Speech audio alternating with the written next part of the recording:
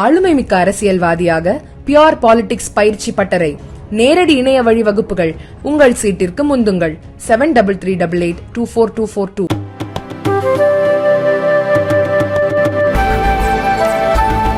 ஆந்திர பிரதேசத்தில் வேதங்கள் படிக்கும் மாணவர்களுக்கு உதவித்தொகை, அர்ச்சகர்களுக்கு மாத சம்பளமாக 15,000 ரூபாய் வழங்கப்படும் என அம்மாநில முதல்வர் சந்திரபாபு நாயுடு அறிவித்துள்ளார்.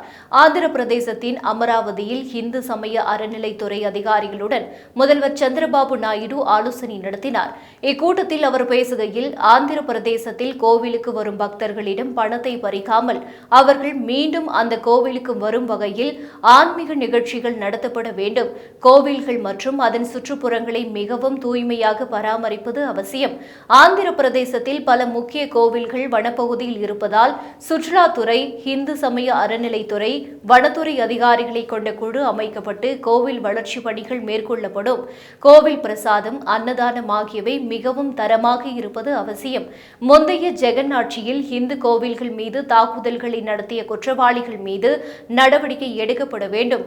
இந்துக்களை கட்டாய மதமாற்றம் செய்வதாக குற்றச்சாட்டுகள் எழுந்துள்ளன. கட்டாய மதமாற்றம் ஆந்திர பிரதேசத்தில் நடக்கக்கூடாது.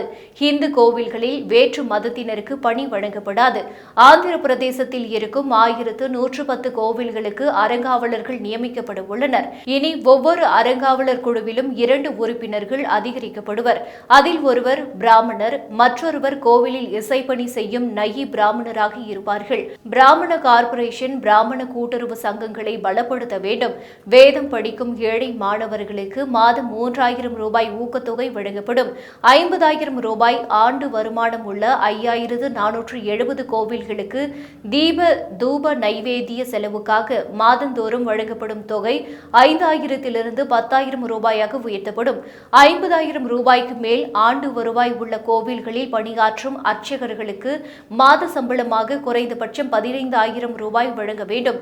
கோவில்களுக்கு வரும் வெள்ளி காணிக்கைகளை உருக்கி அந்தந்த கோவில்களின் சுவாமி மற்றும் தாயாரின் உருவம் கொண்ட டாலர்களாக மாற்றி அதை பக்தர்களுக்கு விற்க ஏற்பாடு செய்ய வேண்டும். 87,000 ஏக்கர் கோவில் நிலம் ஆக்கிரமிக்கப்பட்டுள்ளது. இதை மீட்க சட்ட ரீதியான நடவடிக்கைகளை விரைவில் தொடங்க வேண்டும் என்று சந்திரபாபு நாயுடு கூறியுள்ளார்.